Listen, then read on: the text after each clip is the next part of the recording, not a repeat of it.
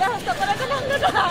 আমরা খুব টেনশনে আছি, আমাদের স্বামী কারো সন্তান কারো বাপ কারো মা, আমরা তো দয়া করে আপনারা দেখবেন, শান্তি করবেন।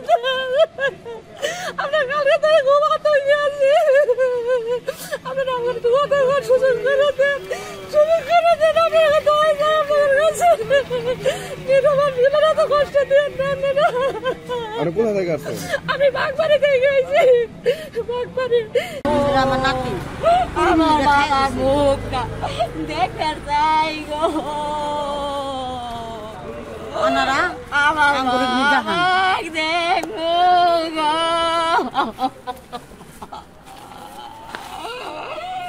আমার বাবা খামেরা তো দাগ হয় কিভাবে? এই যে ভাবি, দাগও যাবে রাগও যাবে। নিন চাকা সুপার হোয়াইট। আমি কোনদিন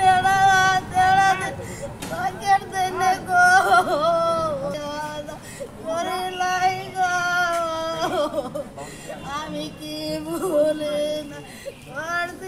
নাম সাকিব। কালকে সাক্ষাৎ করার জন্য সিলেক্ট করছিলাম, ওই মুহূর্তে গোলাগুলি শুরু হয়েছে, আর সাক্ষাৎ করতে পারিনি।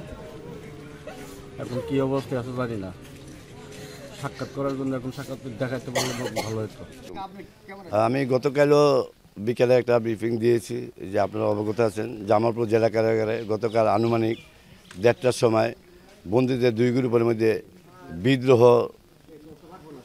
তৈরি হয় এবং এক গ্রুপ কারাগার থেকে বের হয়ে যাওয়ার জন্য চেষ্টা করে, আরেক গ্রুপ তাদেরকে বাইরে না হওয়ার জন্য নিষেধ করে। কারণ তারা যারা সাজাপ্রাপ্ত ছিল, অল্প সাজা ছিল, তারা কখনো কারাগার থেকে এইভাবে গেট খুলে বের হওয়ার চেষ্টা করবে। এই নিয়ে দুই গ্রুপের মধ্যে তুমুল মারামারি হয়।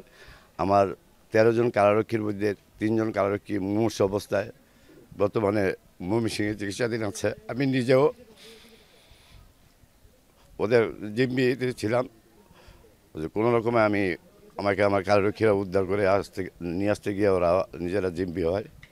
পরবর্তীতে দুই গ্রুপের মধ্যে তুমুল সংঘর্ষে আপনারা জানেন যে 5 জন বন্দী নিহত হয় এবং আরও 5 জন বন্দী গুরুতর অসুস্থ হয়, যাদেরকে রাতেই সদর হাসপাতালে চিকিৎসার জন্য প্রেরণ করা হয়েছে এবং বর্তমানে লাশ এবং অন্য যে গুরুতর আহত বন্দীরা চিকিৎসাধীন অবস্থায় সদর হাসপাতালে আছে।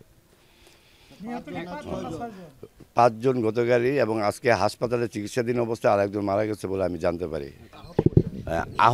বর্তমানে আহত 5 জন ছিল, 5 জনকে আমরা সদর হাসপাতালে পাঠাইছি। আজকে নাকি একজন চিকিৎসাধীন অবস্থায় মারা গেছে, সর্বমোট 6 জন নিহত।